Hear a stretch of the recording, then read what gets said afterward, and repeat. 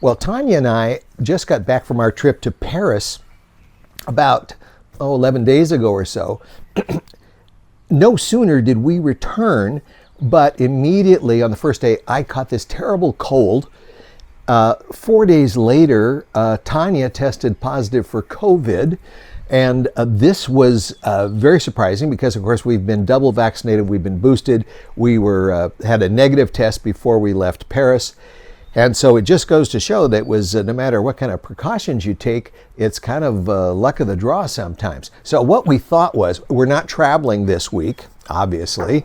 And so we thought it would be a good time to cover the topic of health tips for retired travelers and some of the things that you may not have thought about and ways to keep yourself healthy and traveling healthier for a longer period of time. So let's go.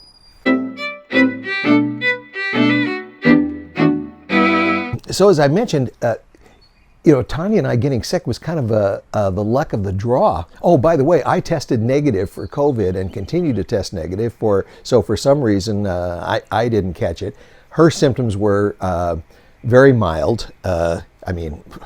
Easy for me to say. She had headache, nausea, sore throat, that sort of thing, but seems to be getting better about 10, 11 days later.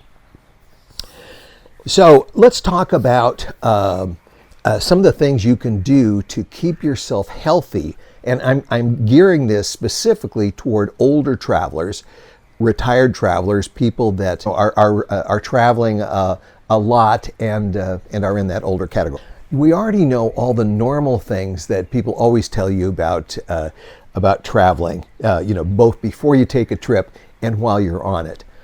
Things like, drink lots of water, get lots of sleep, avoid alcohol before traveling. Well, try that one. That's not too easy. Practice good hygiene, be aware of deep vein thrombosis on the plane by wearing compression socks, try to adjust to the time zone, to the destination you're traveling. Well, I'm not saying you should ignore those ideas, but some of them are just a little impractical. I've been traveling for over 60 years, and it's hard to, you're always excited about where you're going to be going on your trip. So, it's hard to get a good night's sleep a lot of times the day before a trip. You may want to have a celebration drink or toasting your good fortune before you're taking off, that sort of thing. What you should do is, I'm not saying ignore these, but pretty much live your life and just get on with it and get on your trip. Here are some things that we have found when you're traveling. And remember, the audience that I'm gearing this to, Tanya and I are over 60, I'm over 70, and even though in our minds we may think we're 20 or 25, our bodies aren't. And there's some things you just can't, you just can't help. The effects of aging will be there. So what we can do is to try and mitigate that a little bit. One thing I advise is, and this may sound silly, but especially for men, is maintaining your upper body strength. And I mean, doing exercises, have some kind of a routine before you travel, and even while you're traveling. You can always do push-ups in the room or wherever you're staying. And the reason for this, I know it's going to sound very vain, but it's also very practical. If you're in an airplane or a train, Tanya and I, we always take a carry-on, just a carry-on and a little backpack. We've done that for years. It works out just fine. But you have to get that carry-on up in the overhead compartment. And it is, I don't want to say embarrassing. For me, it's almost humiliating if I can't get that carry-on up in the compartment. Especially if there's some younger guy who says, "Oh, can I help you, sir?" I know he means well, but no, I'm a grown man. I can do this. Plus, I want to be able to help other people who, older, well, I always figure everybody's older than me, older people to maybe help get their bags up or something like that. So anyway, maintain upper body strength. That's one of my first recommendations.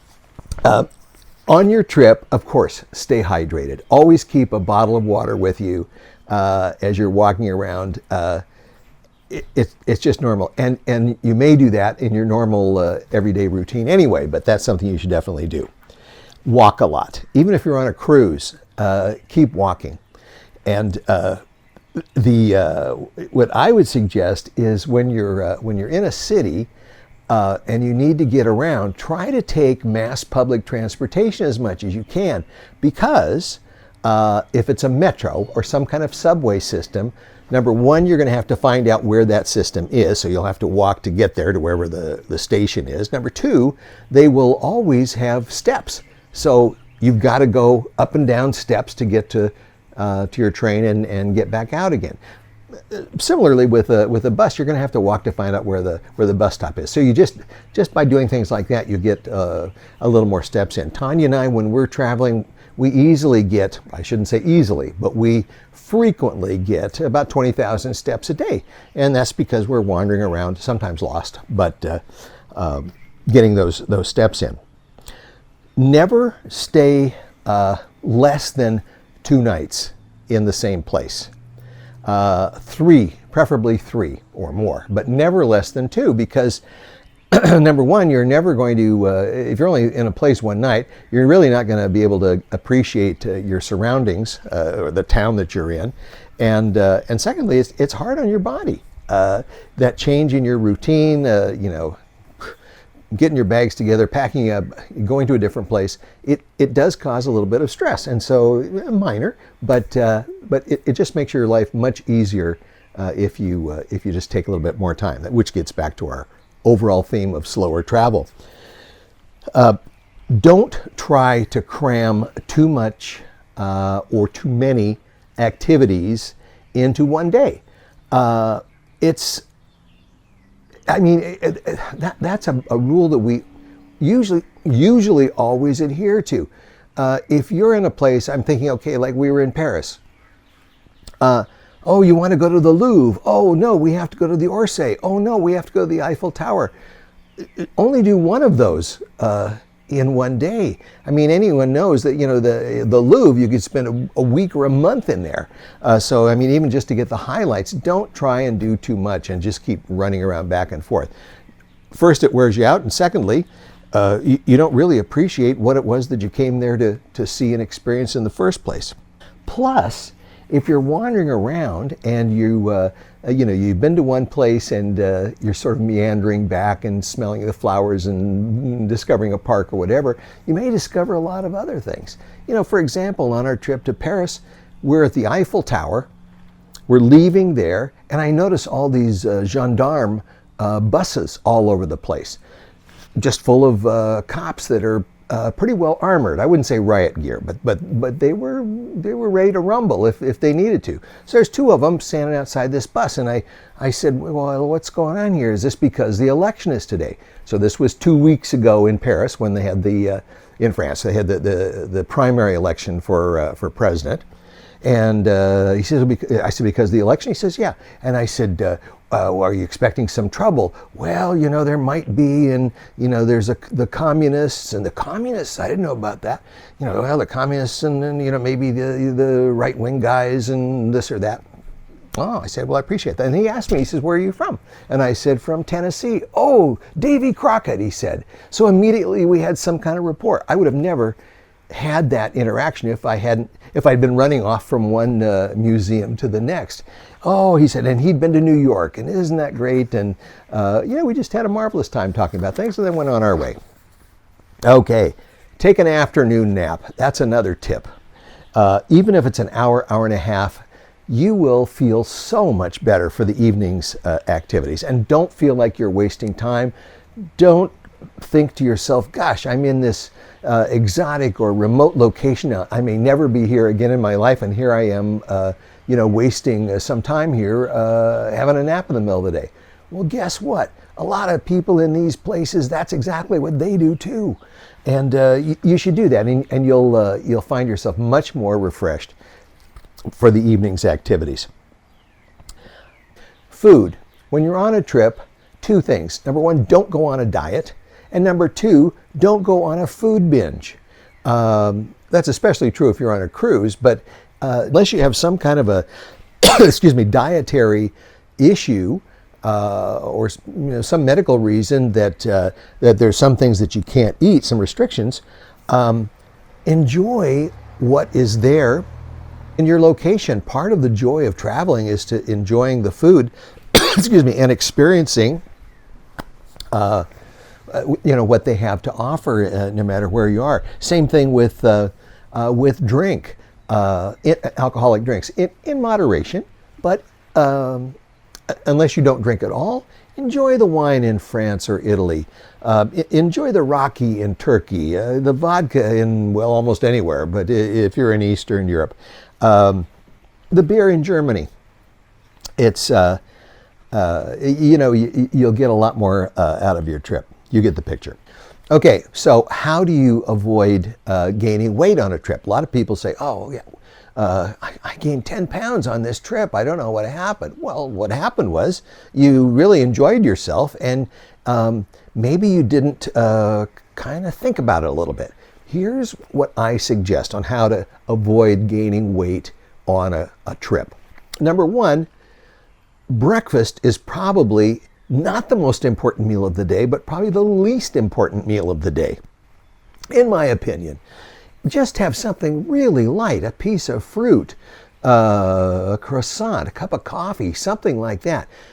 You're not going to be missing anything gastronomic or culturally, because in most cultures, breakfast is probably the least important meal as far as the creative kind of things that they do. So don't, make it as light as possible. Your lunch, make it a snack. Make it a sandwich or a taco or a pita, or depending on where you are, just something to tide you over. Dinner, okay, now that's where you should pay attention and really enjoy what's there, because in most cultures, the dinner, sometimes it is the midday meal, but let's say we're doing it at dinner time, will feature things that are specific to that region or culture, and you'll really enjoy that a lot more. You might have variations on that. You might have only have 2 meals a day. Have a really late breakfast, or just eat at one in the afternoon and then have your dinner at night. Whatever works for you. But having 3 full meals a day is just it'll slow you down for one thing, and it may cut down on your enjoyment. Now, I know the French have beautiful lunches and linger for 2 or 3 hours. Well, you have to kind of work it out yourself, whatever works for you. And my last tip here for staying healthy is, if you have an early morning flight, don't try and get to the airport first thing in the morning. Stay at an airport hotel or at a hotel close to the airport if you possibly can.